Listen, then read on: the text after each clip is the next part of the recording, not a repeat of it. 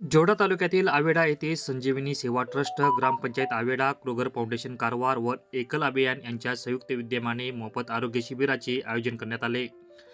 या आरोग्य शिबिरात आवेडा पंचायत हद्दीतील सुमारे 120 रुग्णांनी आरोग्य तपासणी करण्यात आली आहे। या शिबिरात general physician doctor Vaishali Kittur, स्त्रीरोग तज्ज्ञ डॉक्टर मीना कामत, डॉक्टर वसंत, नेत्ररोग तज्ज्ञ श्रेयस तसेच डॉक्टर गणेश यांनी रुग्णांची तपासणी करून उपचार व मार्गदर्शन केले।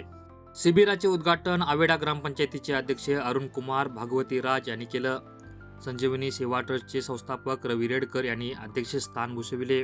कार्यक्रमाचे सूत्रसंचालन जयंत गावडा यांनी केलं। शिबिराच्या यशस्वी आयोजनासाठी संजीवनी ट्रस्टच्या ईश्वरी देसाई, नागविनी व रश्मी रेडकर यांनी विशेष परिश्रम घेतले। या प्रसंगी ग्रामपंचायत उपाध्यक्ष लक्ष्मी मुरारी, सदस्य Renuka, Mohammed Ghaus, community health officer Balkrishna, शाळेच्या शिक्षिका उषा तसेच ग्रामस्थ व आशा कार्यकर्त्या उपस्थित होत्या।